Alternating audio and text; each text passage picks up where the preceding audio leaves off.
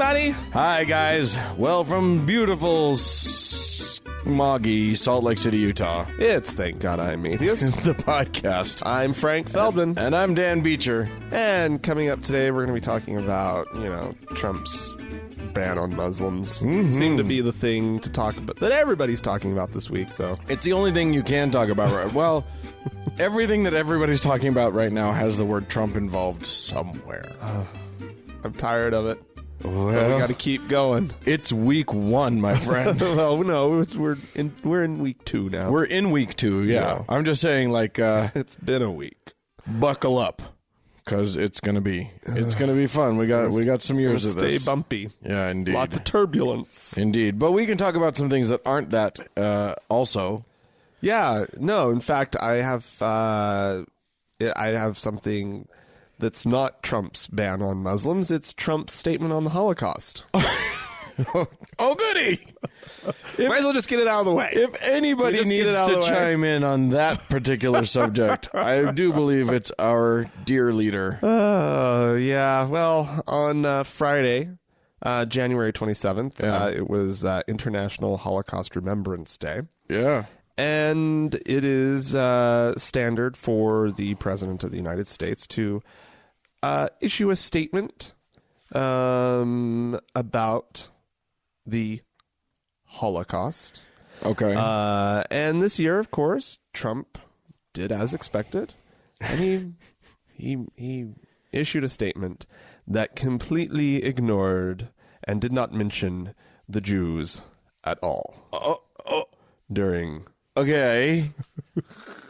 What did he say? It doesn't leave much. Well, he talked about the innocent people who perished. Well, maybe he's being inclusive of, like, the gays and the Roma people. And that's fine.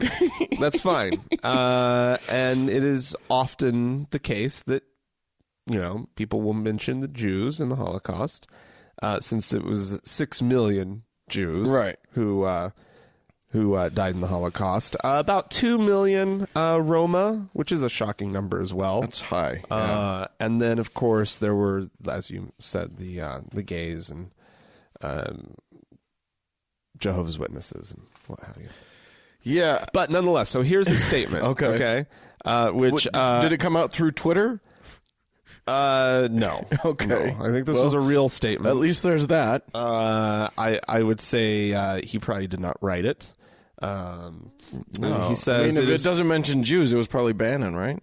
Probably. It is with a heavy heart and somber mind that we remember and honor the victims, survivors, heroes of the Holocaust. It is impossible to fully fathom the depravity and horror inflicted on innocent people by Nazi terror. Yet we know that in the darkest hours of humanity, light shines the brightest. As we remember those who died, we are deeply grateful for those who risked their lives to save the innocent. In the name of the perished, I pledge to do everything in my power throughout my presidency and my life to ensure that the forces of evil never again defeat the powers of good. Today, we will make love and tolerance prevalent throughout the world. I don't think he knows which side of that argument he's on. I think the actions that he has taken over the past week, including on that day, might not cast him in the place that he thinks he's being cast. Yeah, it's really, it's quite shocking that he just wouldn't mention the groups. Yeah. I mean, I guess in one way you could say, well, don't we all know by this point who died in the Holocaust? But then there's the other point, which is we should never stop talking about it. And we should never stop talking about the horrors and the fact that specifically a religious minority group was targeted. Here, you know what? There's a reason why I actually like that he didn't mention the Jews. Mm-hmm. And that is because he is now targeting a group that is not Jewish. Right. And you know what? When he says something like the people of and the innocent victims of, et cetera, yeah, we can just shove that right back in his face. Yeah. Because, like, the fact of the matter is that, if he had said Jews and Roma, then when we said, hey, what are you doing to the Muslims? He'd say, well, it's not Jews and Roma. Yeah. But now we can just be like, hey, look, Yeah. It's Innocent people. remember innocent people? Yeah. Remember those guys? Yeah. Yeah. Yeah, so that happened. There you go. Oh, Donald. I don't know what else to say about it. You're a dumb man. I'm going to take us to Pakistan. That bastion of religious tolerance, Pakistan, where one of their big TV stars has been shut down, at least temporarily. Okay. Banned. Okay. Now, when I think of Pakistan, if I imagine them banning one of their big television stars... Yeah. Is it a man or a woman? A man. Man, okay. I imagine it is because he has committed some sort of blasphemy or something. Right, or his mustache isn't thick enough. Right. Yeah, absolutely. 100%. No. Here's why he was banned, because he accused other people of blasphemy. Whoa! Now here's the big thing. That is not your duty, sir. that is for the government's duty. You are taking our jobs now, sir. So, you usurper. Amir Liaquat Hussein. Okay. Which, by the way, Liaquats, I don't know if you've had them. They're those little oranges. They're bitter. Anyway. Oh, no, that's kumquats. Anyway, he's referred to several times in this as Liaquat, so I assume that's his last name, and then the Hussein part is just like an add-on. I don't know what that means. Yeah, just throw it around. However, tack it on to anybody's name. He has. What's weird? Oh, other parts of the country or of the world. What's weird is that he does this weird mix of game shows and like religious commentary, like social commentary. Okay. So he's been accusing all of these sort of liberal people who want to,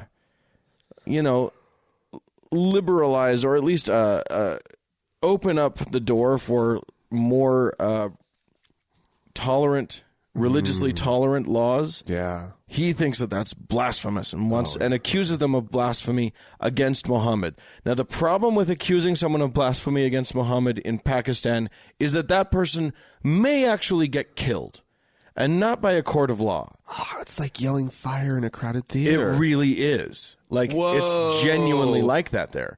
So, for a major television personality to say, this guy is committing blasphemy against Muhammad. Like, there was recently...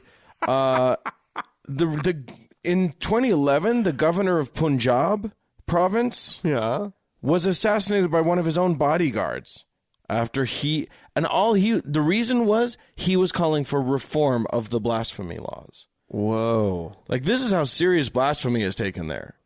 It's Holy shit. It's like if you are accused of blasphemy, your life is genuinely in danger. Oh my God. Let's never go to Pakistan. Well, no, hell no. That place is not on my list. No. Especially you and I. Like, there's evidence that we might have blasphemed. We may have blasphemed once or twice in the world. But yeah, the guy. People are getting killed all over the place. So he got banned. That's what's amazing is that like. They did the right thing, essentially, in this case. I mean, I'm all for free speech, but you can't yell fire in a theater. And if people are going to be murdered, like if you can't yell blasphemy in Pakistan. It's a well-known thing. It's just a standard. Dangerous. Yeah. People will die. Yeah. Stampedes. And it's weird because blasphemy itself is a criminal offense there. So it's like they could just let the law take its force. But no, it's vigilantism. Oh, wow. Craziness. Well, they want to make sure that the person is killed properly. Can't leave these things up to the state. Good and proper, yeah. They're just going to bungle it up with all their bureaucracy. Yeah, exactly. Yeah. All right. Well, Dan. Yes, sir. Oh, boy. I always find stories of people who choose to defend themselves in court to be very interesting. Fools for a lawyer or a client or whatever. That's the old expression. Yeah. Well, a former Toledo firefighter and his son are currently representing themselves in a case against them, wherein they are being tried for sexually abusing children in their home. Oh dear. Including a stepdaughter of the man, the former firefighter. Yeah. Who was shackled for over a 3-year period of time. God. And was repeatedly raped by both him and his son. Oh, man. And they do not trust legal argument to be a good defense, and so they will rely on one book. Oh, I bet I can guess the book. I'll bet I can beat you there. All right, Dan, tell us what book. That would be the Holy Bible. This is true. The only legal book that matters. Yep. The names of these two are Timothy and Eston Saboro. Eston, the son, told the judge, "There's a great deal of strategy in Scripture, and I use those strategies in everything I do. It's a vital part of everything I do." Is this what he told the judge to justify him defending himself? With the Bible, right?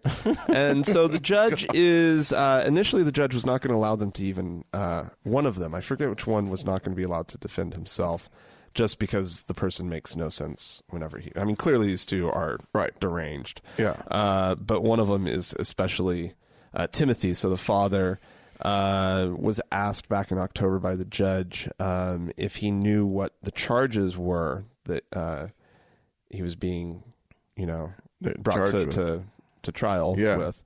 And he says that they were charged with offenses against his children. What are the offenses? Bad things I don't want to talk about now, Your Honor. Oh my God! And so there's just it's just kind of a big fucking mess. Yeah, you did bad things. The child's mother, Stephonda Hawkins, has been arrested on an unrelated parole violation. Okay. So these folks really got it all figured out. It's a great family. Eston also told the judge, this was when he was arguing to be able to defend himself, "Professionals built the Titanic, amateurs built the Ark." Yeah, that's one that you hear sometimes. And that doesn't make any sense, but it's one that you hear sometimes. So the judge is going to allow them to use the Bible in their defense, with the clear statement that, of course, it is not a book of law, right? And that they may not question any witnesses using the Bible, right? Then blah blah blah blah blah. Right. But I actually think that as far as like a book that might actually be able to defend these two, it probably is the Bible. The Bible's not filled with good people. No, the Bible. I mean, the Bible helps justify a lot of bad action. I'm sure someone can point out to me a scripture that condones the shackling and molesting of children. Probably is in the in Bible. there. I'm sure it's in there somewhere. So yeah.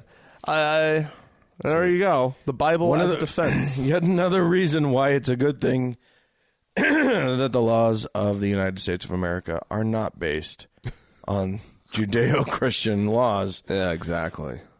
As is claimed by so many on the right. All right, I'm going to talk about knights in shining armor. Oh, my favorite. The Knights of Malta, which you know some about. You encountered a little bit about them while you were in Rome. Well, yeah, I knew a guy who was an accountant for them. For the Knights of Malta. For the Knights of Malta. So he actually took us through their little palace thing. Ooh. In Rome, and got a nice little tour. Yeah. Of stuff the general public doesn't get to see ever. Yeah, the Knights of Malta, they're not based in Malta, strangely. No, they're just the Knights of. They are a group of men. Mm-hmm. Oh no, there are some women. There are dames of Malta as well. Oh, are there? I think so, yeah. I had to do a little bit of research on these guys because I was like, what the fuck are they? Because here's what happened. There's been a shakeup at the Knights. No.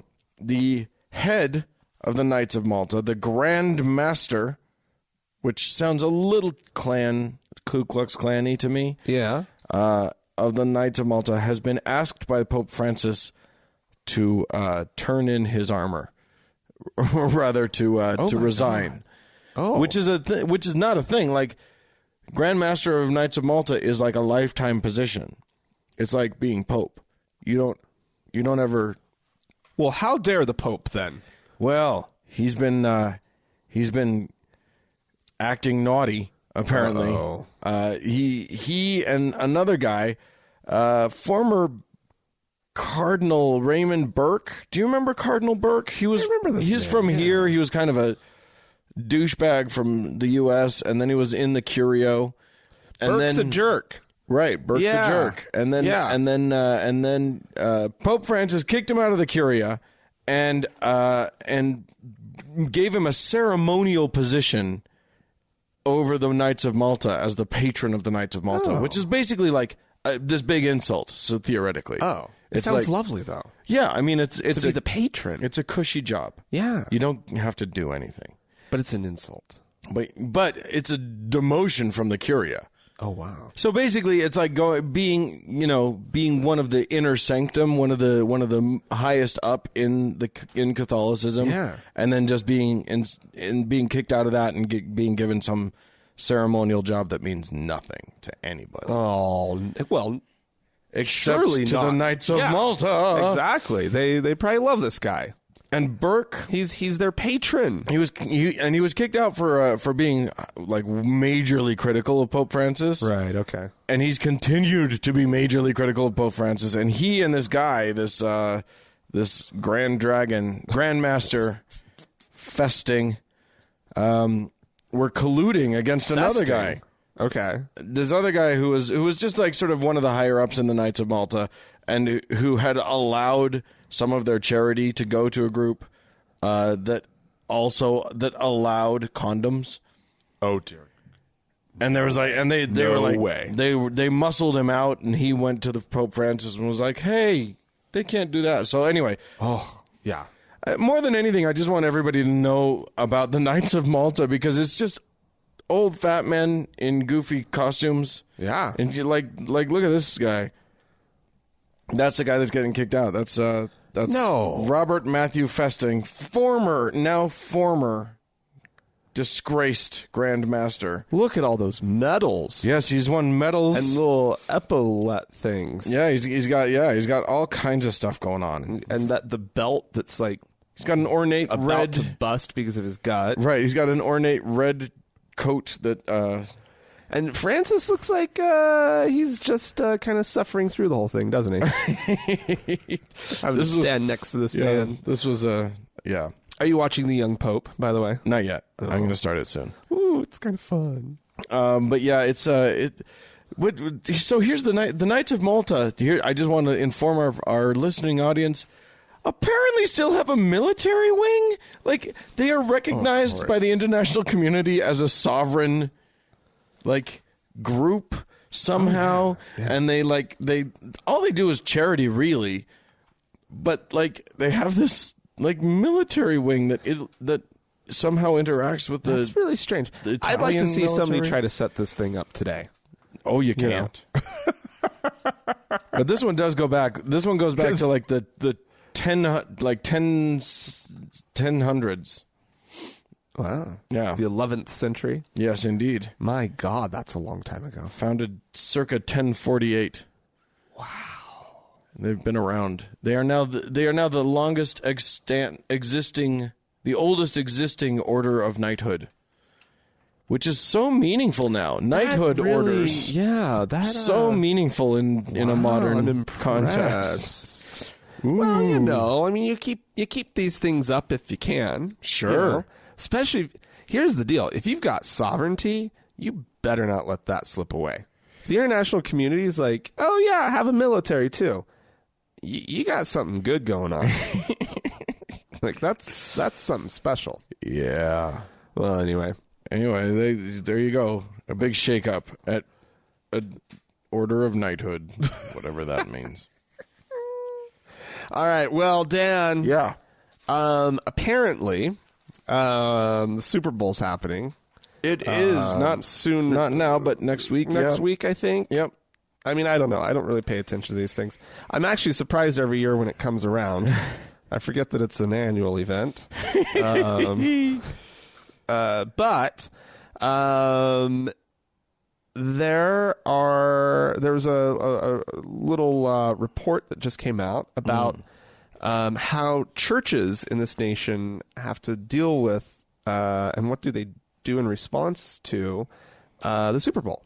Yeah, it's on a Sunday every year. Yeah, so 2 in 5 churches, apparently, in this nation, will be adjusting their activities on Sunday to accommodate Wow. the Super Bowl. That's actually a lot. Yeah.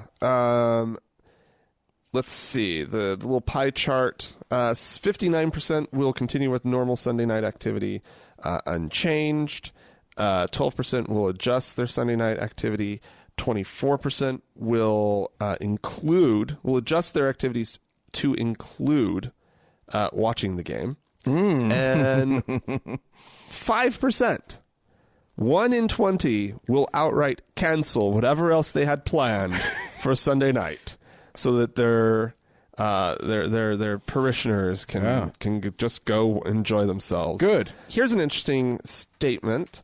This is coming from Scott McConnell, executive director of Lifeway Research. They're that kind of Christian-y, research group. They look into shit like this. Right. He says, while Christians believe the truth does not change, we recognize practices often do. Churches face a difficult task of navigating between wanting to remain countercultural, interesting word, and still reaching the culture. In this study, we find churches coming to different conclusions, blah, blah, blah, blah, blah. But I thought that was really interesting that I've never thought of churches as countercultural. I find them to be very entrenched in our culture. Right. But then you get to the real religion of our culture, which is football. Yeah. And once you butt heads with that. And even the churches will kowtow to football. Yeah. Once a year, it's just going to happen. Football supersedes everything else. Did you like that? I didn't use the word Trump. I refuse to use. I'm substituting supersedes. Whenever I want to use the word Trump. Wait, can we talk about President Supersede? Anyway, of course, it breaks down. Like Church of Christ. 78% of Church of Christers will be continuing as usual. Yeah. 65% of Baptists will be sticking to their normal plan. 100% of Mormons. Yeah, because they're so boring. But they don't really have Sunday night activities. Sunday night's it's kind afternoon, but yeah, they're not. Nobody's going to cancel church. Well, what time does the Super Bowl start? Well, I don't know about 6 o'clock. The time zones. It's 4 o'clock. No, it's 4-ish. I don't know. 11 in the morning. See, I don't know. And I should have cared enough since I'm doing a story on it, but I don't care. It's 4:30. That's going to get in the way of some. What time zone is that? Oh, that's Mountain Time. 4:30 Mountain Time. So yeah, I guess there's some. There's going to be some people running home. Yeah, 3:30 Pacific. Oh boy, what are those Mormons going to do? Probably skip out early. But anyway, yeah, it's interesting. Obviously, also older pastors are less likely to yield. Oh, of course they are. The very young pastors also want to watch the game. Exactly. And haven't really built up their curmudgeon-y selves. Right. Yet. Indeed. Life hasn't disappointed them so much yet. So, yeah. Fuck your football. Come to my damn sermon. I'm going to talk about how bad football is. Yeah. Yeah. Can't let this is a what would it be, a false god? Yeah. Right? What is that? You worship your idols. Idols. That's what it is. Idol worship. I mean, there really is a literal like golden football. I think that the big trophy that's awarded is golden. At the end, everybody bows down to it, right, and chants chants. We worship the football. It's basically the truth. Might as well be. People get into that football stuff. Yeah, I'm kind of amazed. I'm gonna get us into something else here. An even bigger clash than that between the New England Patriots and the Atlanta Falcons. Yeah, I know it's Atlanta. I work with a guy from Atlanta, and he's super stoked, but I can't remember what they're called. Anyway, bigger than that is President of the Philippines, Rodrigo. I don't know how he says it. Duterte.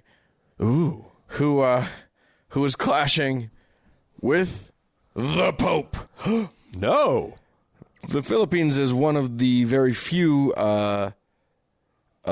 Asian countries to be mostly Catholic. It is a mostly Catholic thing. Duterte's kind of like their Trump. He just doesn't give a fuck what anybody thinks. And he's been waging this war on drugs in which he actually like declares war and shoots people.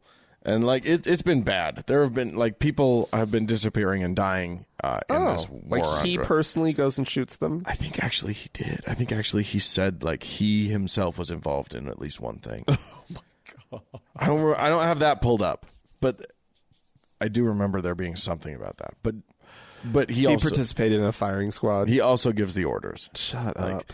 So anyway, the Catholic Church has been critical of this approach. As you might expect them to be. Yeah. That's not a good way of approaching this.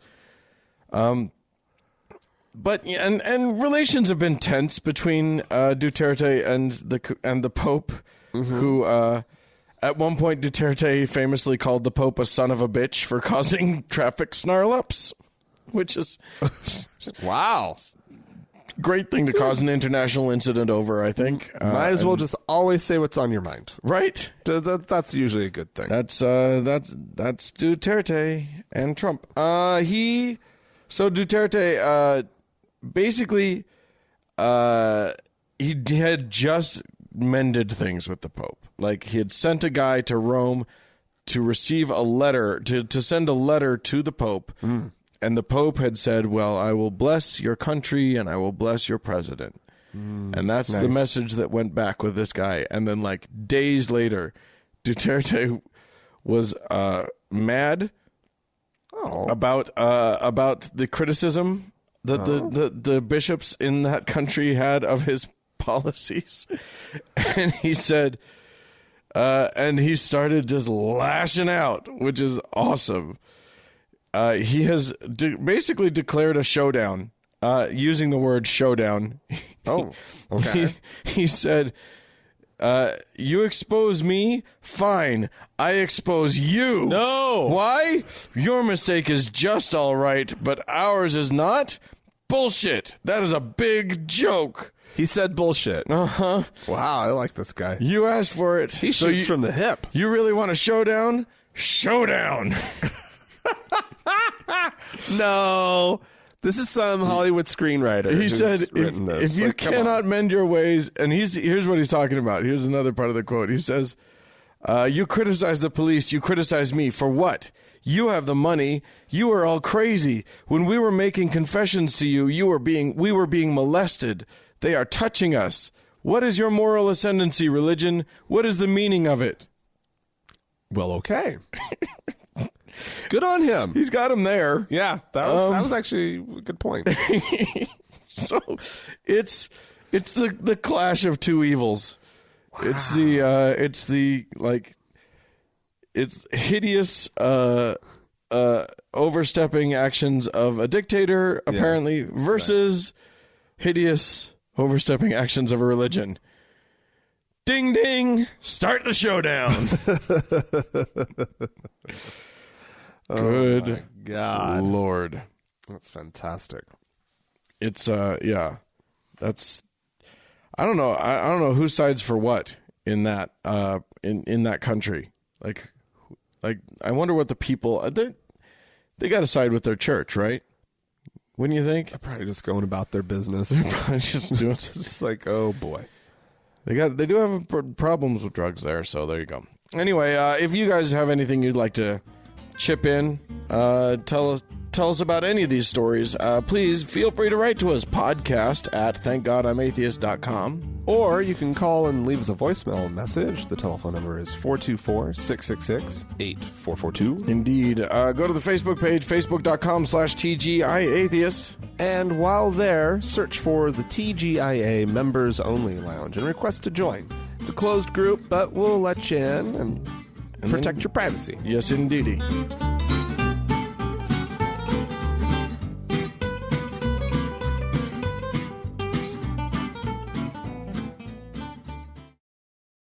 Hey, Dan. What? Do you like listening to people say shitty things? Here's what I like. What I like is miracles. Yeah? I'm a fan of miracles, and we have tracked down proof positive of miracles. Who is this guy? I don't even remember his name. This is, well, he's from Morning Star Ministries. Right. And he's Rick Joyner. Is this Rick Joyner? Yeah. He's the big guy over there. Yeah. Right? And he's a big guy. And he is talking about how he knows that he's created a good environment for the Lord because he's seen some shit. Literally a good environment. Lord, where's that place where you dwell? Can we build something where you're going to live? And he gave me a promise that, yeah, we're going to experience the presence of the Lord. Now, we've had some encounters. As Morning Star is known, we have visitations occasionally. Spectacular ones. We had the cloud appear in the middle of the stage. Several thousand people saw that cloud, appeared, then move horizontally across the stage. It was like a pillar of cloud. We've had times when here in our building here, it rained inside. And I'm talking about big raindrops. We got it on video in our archive somewhere, but I mean, it was like a downpour shower inside the building, and it was clear sunshine outside. It wasn't the roof leaking or anything. We've just had stuff like that, and I love that kind of stuff. But even those are visitations. You know, Lord will bless many things he won't inhabit. He'll even visit things he won't inhabit. So we've got to be in pursuit of that place where he dwells. Oh, I just love it when he does that. when he rains inside your shit. Oh, yeah. It's the best. You know, got a little bit of cleanup to do afterwards. Yeah, I mean, you know, I had just bought that suit, that dry clean only suit, but fuck it. It's Jeebus raining inside. It's a miracle. I want to see that video. Yeah, Pastor Joyner, why don't you whip out that? You got it in your archives. You said it's there. Let's see it. I want to see the cloud, that column cloud moving around. Sounds great. The stage. I mean, honestly, causing it to rain. If you've got that footage, you could have so many believers. Oh, I know. Oh, but it's just, I love it when he does it. Oh, I just love the Lord. Oh, he does such praise Jesus. Oh, he's just, I love his visitation. Have you had that experience where like somebody will claim some like miracle and it's just like, you know, it's bullshit. Like someone at one point, I was talking to some born again dude and like he was running some camp for kids. And I was like, you know, that this is bullshit, right? And he was like, no, it's real and blah, blah, blah. And you know, this kid, blah blah blah, was healed of a broken, you know, whatever. And I was just like, okay, I know that that's not possible, right. Or like, you know, vision was healed, was restored, or whatever. Right. But yeah, I guess I can't refute it. I don't know what the deal was there, and you know. Well, yeah, I mean, and he's like, but he's claiming personal knowledge of it. Like, I knew this kid. He had this affliction, and it went away. I've heard the first-person accounts of these kind of things. I mean, the stupid, you know, living in the Bible Belt. Oh my God, nonsense! And somebody's father, some crackpot pastor of some little tiny congregation. You know, I mean, that's what you run into all the time. Yeah. And I remember this guy telling a story about he had one leg was shorter than the other, and the Lord made them both the same length. It's a miracle. And then he was talking about his own legs, and he was like, and it wasn't just a little bit shorter. You know, right. It was a good 6 inch shorter. I had to wear platform shoes. Oh, and he got really into it. And then he was like, pow! I heard my foot hit the ground. The Lord made my foot the same length. Wow. It was crazy. I was like, okay, you know, I'm a little Mormon kid, and we don't do that. Can I talk to your parents about that? Can we get some independent verification? This was the father. I know. I'm saying, like, anybody. Can I talk to people who saw you before and after? I'm going to have to do some independent research on this. Right. But that's a tricky one when somebody makes a claim like that, because, like, if they're saying it right to your face, this happened to me. How do you look at them back in the eye and be like, no, that's bullshit? Well, that's Rick Joyner. I saw it rain inside my church. Right, exactly. No, you didn't. You set off the fire sprinklers. That's what you did. Yeah. That's not God. That's your buddy Joe with a lighter. Yeah. Up on one of the heat sensors. Yeah. So there's that. There is that. Hey, we had some folks call into us, did we not? Yes, we do. Let's see. We've got a listener who's responding to something that you said in our last episode, and I think she does a great job telling the story. So let's just listen in. All right. Hello, Dan Beecher and Frank Feldman. My name is Brandy Beckett. I am a 44-year-old transgender woman, and I was just listening to your latest show, 269, where Dan was creating the scenario of the trans woman or the trans man being liked by the 1950s concept of America, right, because it cured a gay and made a straight. I found that hilarious because for me, I'm a late in life transgender woman who I identified for 40 years of my life as a cisgender straight male, and I experienced all the white privilege of that lifestyle. And my realization that I'm trans came when I was 41 years old. So I started hormones briefly after my discovery of me being transgender, my gender identity.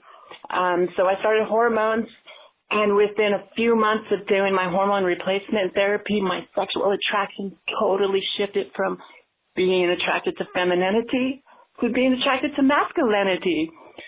So I only went through a brief period of lesbianism. I wish I was a lesbian longer. But I guess I will fit right into this ideal Americanism because I am now a straight woman. Well, thank you guys. I love your show. Keep it up. Can't wait for the next one. Too bad about that, missing out on that lesbian period. Yeah, well, sounds like it lasted. Yeah. Well, you know, you can't all get the fun ride. Sometimes you just have to go from straight to straight. Yeah. Skip the gay in the middle. I don't know. Delightful. Yeah, we have another voicemail. This is from a listener who's very happy about a new development in her life with her significant other. Yes. So let's listen in on that one. Hey guys, I am super excited. I have something really awesome, and I have to share it because I live in the Deep South, and I'm not totally out to everyone, but I'm going to share my success because between me and my constant negotiating and the crazy election cycle, I have successfully deconverted my husband. When he met, he was sort of a nominal Christian. He'd grown up in a super strict Wesleyan household. I'm a secular Jew. So that was always kind of a thing, not really with him or me, but with our families, and my husband is intelligent, and we'd always have these conversations. And slowly, he is starting to see the light. He is starting to see Christianity for the crazy, controlling, conformity machine that it really is. And today, on the way to work, he finally jumped down that rabbit hole, and it's out of the Matrix, and I am so excited. So thank you for all of the arguments that I stole and encouragement. And if any of you guys out there, listeners, who are the atheist half of a interfaith marriage, don't give up. It is possible. You can do it. Just keep on gojoning. Keep on doing it. And if anyone knows where to find a audio version of How to Make Atheists, let me know, because my husband now wants to get out and let everyone know the real news. So thank you guys. Bye. Begosioning. Wow. It's become a verb. Yeah. It's become a verb. For those who don't know, it's been a while since we talked about A Manual for Creating Atheists, which was written by a man named Peter Boghossian, who we had on the show. Yeah, delightful. Nice guy. It's worth a read, that book. It really is. It's all about a sort of a respectful but Socratic way of sort of talking to believers, and not taking them on point for point on their beliefs, but rather taking on the notion of faith as a way of knowing things, as a means of epistemology. Oh, wow, that's a good word. To use fancy words that he uses. But yeah, I tell you what, if you're going to try to convert your spouse or your significant other away from their religion, that's a good way to go about it. It's the Boghossian way, because it is about being respectful, and it is about it's not about the key here is don't try to tell your partner that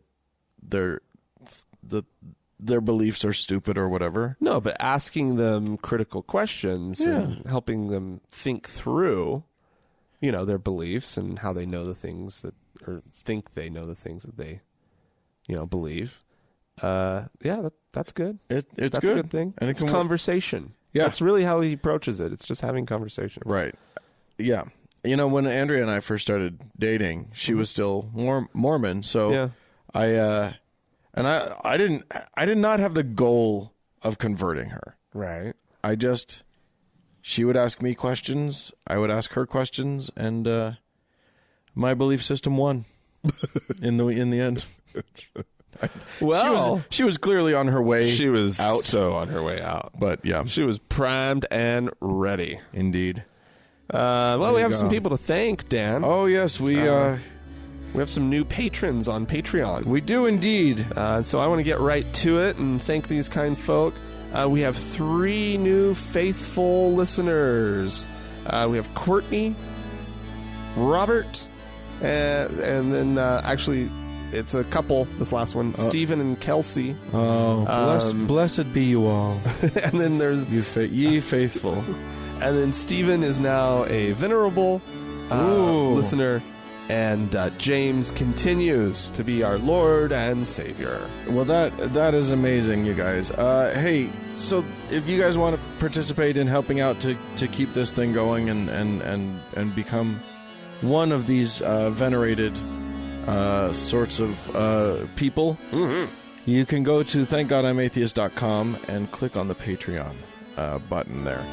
If you can't afford to be a patron of our show, which some people can't, that's fine.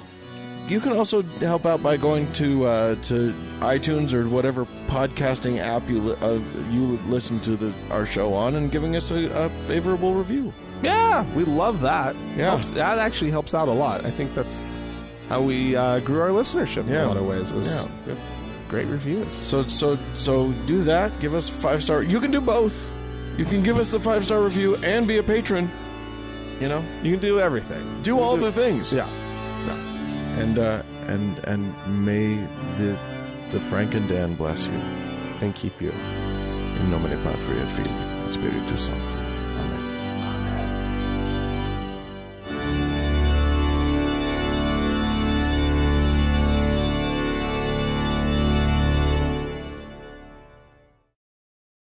Okay. Here's the deal. Nah. We have this new guy who's the president of the United States now. No, we don't. I refuse. I refuse to come to live in reality. To come to terms with this fact. It is a fact. He's living in the Oval Office sometimes. Actually, is he?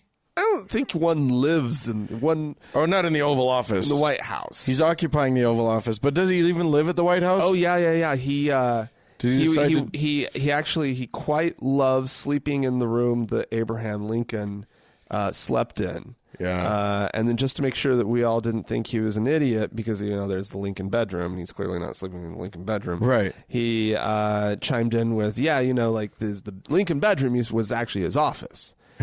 And I sleep in the same room as Lincoln. Isn't that something? Isn't this a building? Quite the building. What that means is that he paid attention for like 15 seconds to what the guy giving him the tour said. Like, just so you know, Mr. President. Like he picked up on one of the things. Yeah. And that's the only thing I guarantee there's probably a welcome to the White House video that they show new presidents. It was made by it's starring Jackie Kennedy. It's Lady Bird Johnson. Oh, Lady Bird. Walking around over here. Anyway, welcome, Mr. President. Welcome to the White House. Yeah, it would say Mr. President at that time, though now, who knows? Well, still hasn't happened. So he's done a lot of stuff recently. He's a busy man. Including making sure that he has all the alternative facts he can hold in those tiny little hands of his. Oh, no. But here's something that isn't an alternative fact. This is an actual real fact. He has, with a stroke of a pen, banned all refugees from coming into the United States of America. Specifically from 7 nations. Well, he's banned all refugees for a minute. Oh, yeah, right. But he's also made it immigrants from banned immigrants from 7 specific nations. anyone from those countries from entering. Right. He's now the State Department is now not giving visas to anyone from Iran, Iraq, Syria, Sudan, Libya, Yemen, and Somalia. Wow. All refugees. This is a crime. This is a very, very well thought out policy. If by thought out policy you mean just sort of actions of an id with small hands walking around wanting to hate, which I think that's basically all that's happened. Yeah. A little. I think Trump took a shit and his own id popped out of his bum in the form of Steve Bannon. And you think this is a small id? I guess it's pretty big. Everybody talks about his ego being big, but that would be the thing that actually reins in the id. Yeah. If we're going with Freudian analysis. So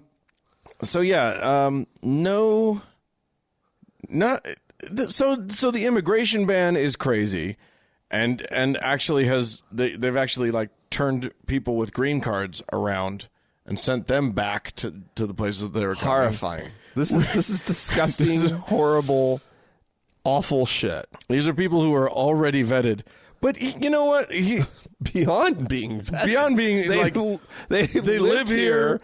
They work here. Like, they want to stay here. This is where they're building their life. And the U.S. has already said, we agree. Yes. You belong here. And now you are a permanent resident. Right. Nope, not allowed. No, you're done. So that's like, but that's just immigration stuff. The whole refugee thing is crazy. And the best part about it is the dog whistle of that shit happening on Holocaust Memorial Day. Isn't that like... How seriously tone deaf are you? It's not tone deaf at all. I am convinced it is Steve Bannon doing a shout out to his boys. Like, woohoo! Look what I did on Holocaust Look Day. what I made happen. It is a dog whistle to the alt-right assholes. It is on purpose. I hate all of this so much, dude. It's fucking unreal. It's so... Here's the thing. As a friend of mine posted a thing. It was a Theodore Geisel, Dr. Seuss cartoon, because he did a bunch of anti-war or anti-Nazi cartoons during World War II. No, I don't know that, actually. Yeah, he was a political cartoonist. No way. Yeah.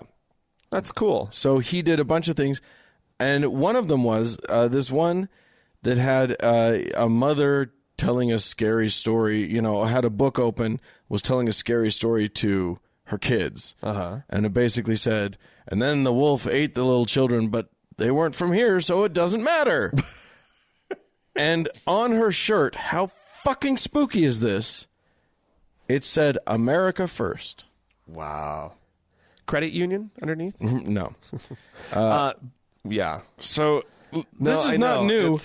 This is not new. The U.S., lest we all forget, decided not to take in Jewish refugees during the Holocaust. That is correct. The U.S. made just much, and that goes down in history as one of the great shames of the history of the United States of America. Yeah, we also rounded people up and put them in concentration camps. Let's not forget that one either. We did indeed. Based strictly on the country that they weren't even necessarily from. Right. They descended from people who were. Yeah, but they really looked like those guys. In fairness, you can tell a Japanese dude, and they needed to be rounded up. No. Yeah.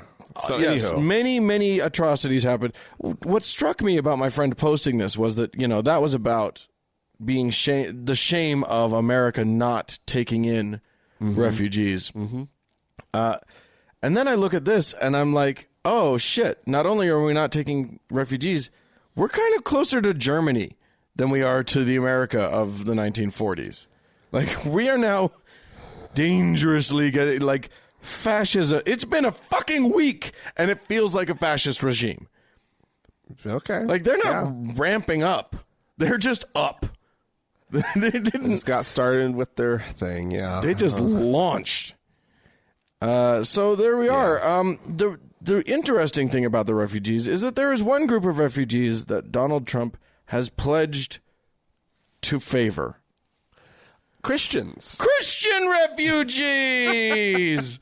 Yay! Of course. Because they've been getting such Christians a raw have never deal. done anything wrong.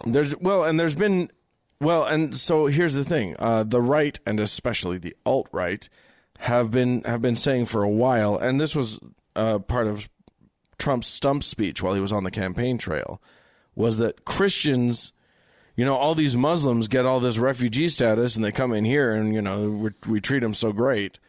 Yeah, right. Meanwhile, Christians are being slaughtered in droves in other parts of the world, and we just won't let them in. This has been like sort of the chant of the right, and specifically of him, for a while now, that we've been neglecting the Christians all over the world because, of course, our previous president was a secret Muslim. Oh, and that much favored Muslims over Christians always. That much is clear. So that turns out not to be remotely true. There were of the refugees who were let in, many Christians have been let in over the years. Usually, really, yeah. I find that shocking. Do you? Well, that's not what Breitbart told me at all. Well, I know, right? Breitbart, usually right, Bart, but not in this case.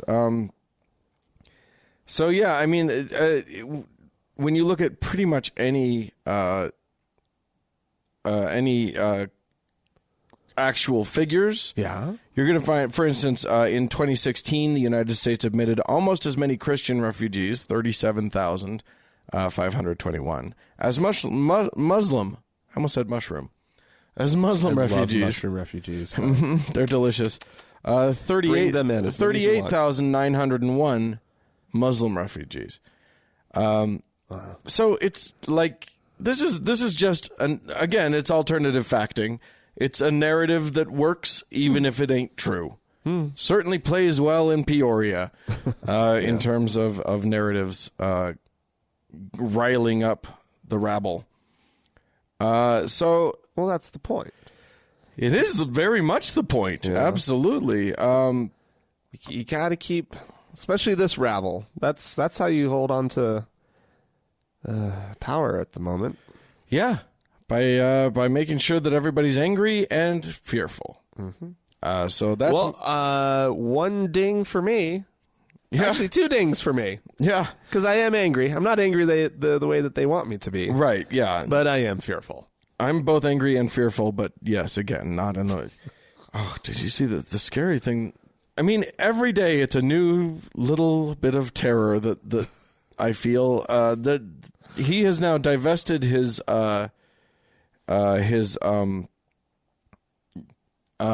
security council of military guys and put Bannon in as I did not see that one.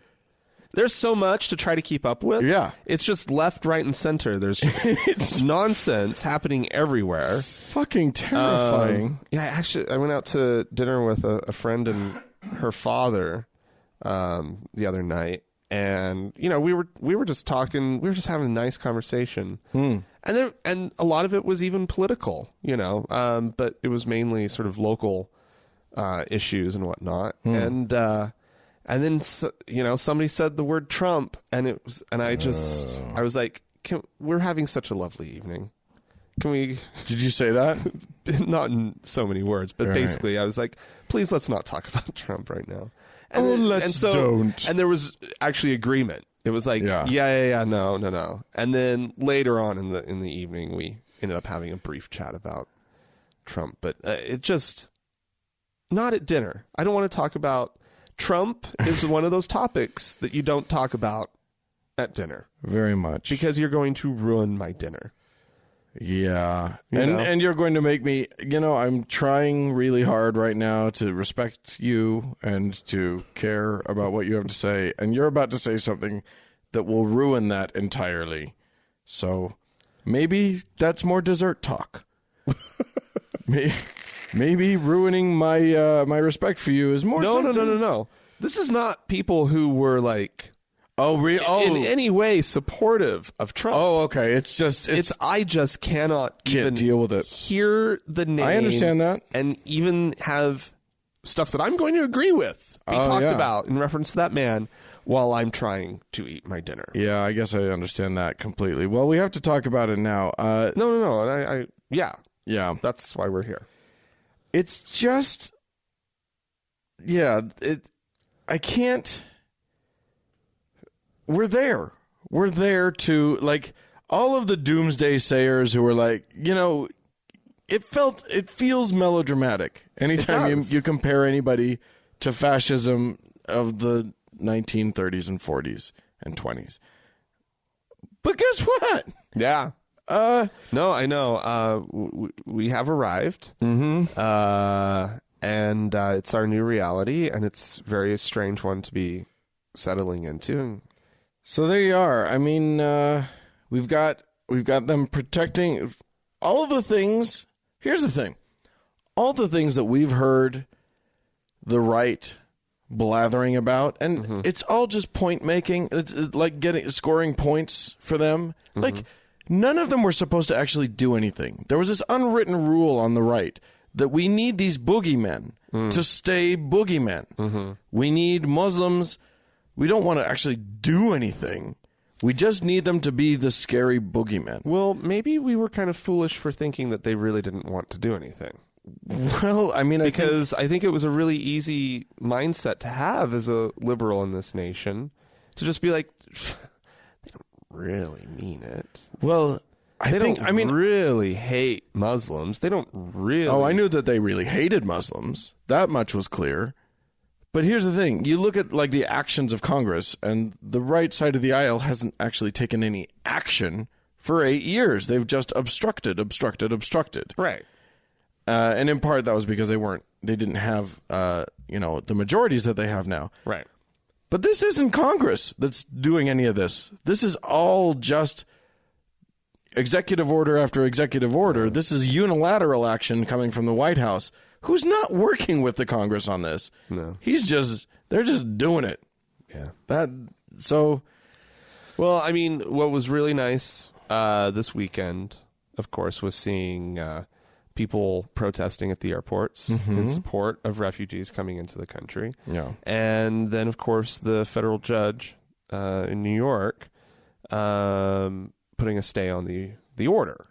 Yeah. And so and there was just like this moment of kind of relief and, oh my God, thank you. There's at least been some opposition, some sanity to this, and we'll see how long that stay remains in effect. I guess the Dulles didn't honor the stay, which is great. Oh, really? Yeah, they were in contempt. Jesus Christ. And, so, you know, I guess every now and then you have to test how the system works. You got to check those checks and balances and see how it works. It better all start falling in line. Yeah. Because if it gets broken, it could easily stay broken. Yeah. And people who don't respect certain parts of it and parts of it that aren't getting enforced properly, suddenly we're there. We're in a heap of hurt. It's just so shit. So like we're now banning Muslims, but not all Muslims from coming. Yeah, which is weird. Yeah, like there are a bunch of countries. When are they going to get around to banning all the Muslims? Right. Because that's what we really need.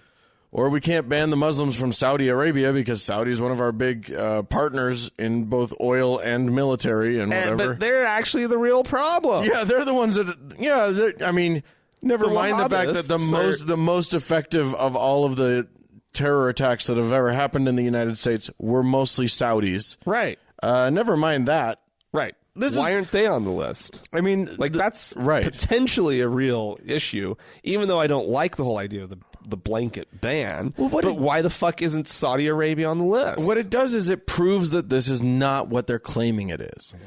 Because if this were what they were claiming it is, Saudi would be on the list. There'd be a bunch of other countries on that list.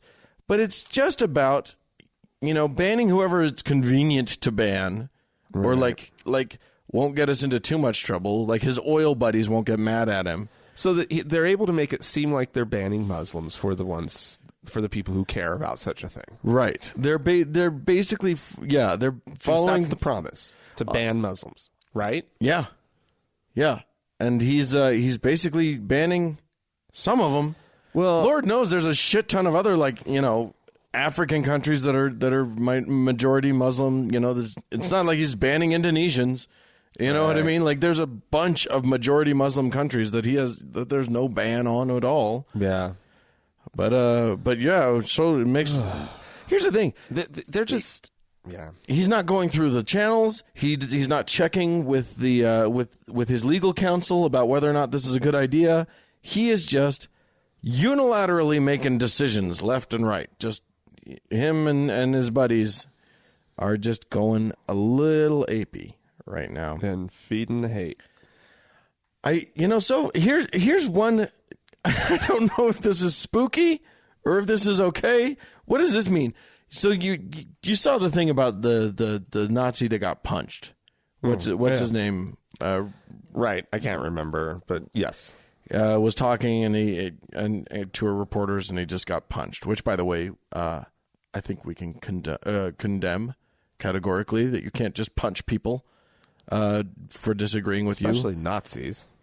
I mean, those are the ones you want to punch. If they say something directly to you about you, punch them. I don't know. I don't care. But you don't want to make them a martyr of sorts. Not only that, but the last thing you want to do is say that this is a country where the way that we handle things is vigilante justice. That's the worst way we can handle things. We want rule of law. Like ask for a tightening of hate speech laws or whatever. Yeah. That's great.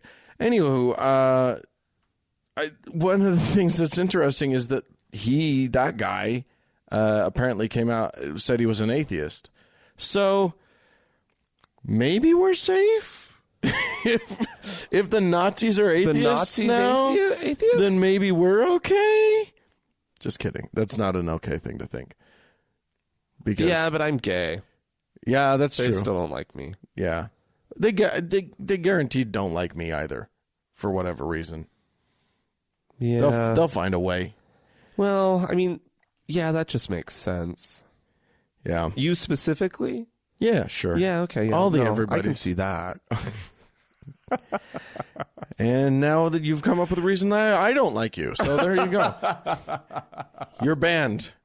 I ban you, Dan. We're banning each other. That's what we do here. It's Trump's America, where everybody's banned from everything. Oh, God. The whole religious test thing, though, like, it's just not the way to run a country. It's not to run a way to run a refugee or an immigration program. No. Like, it's just disgusting. This is not who we're supposed to be as a country. Like, the whole point of this country is the opposite of whatever's happening right now.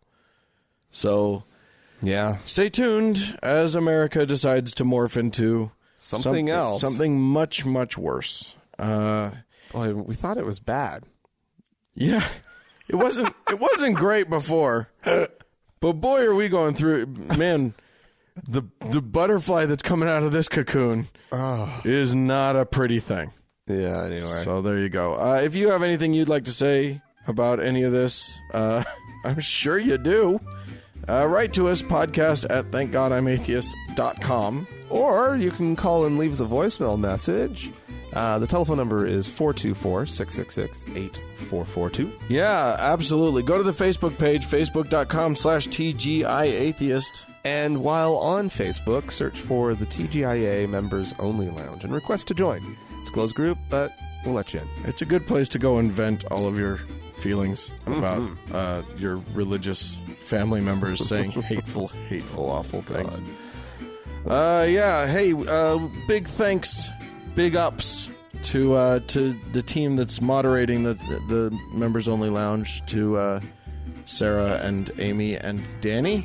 And thanks to Mackenzie for all the hard work on Facebook with her posts and just keeping the thing up and running. Doing a great job getting more likes. Yeah, it's great. It's amazing. Hey, thanks also to the Red Rock Hot Club and Gordon Johnston for the use of their music. And thank you, dear listener, for listening. We sure do appreciate it when you do. Bye-bye.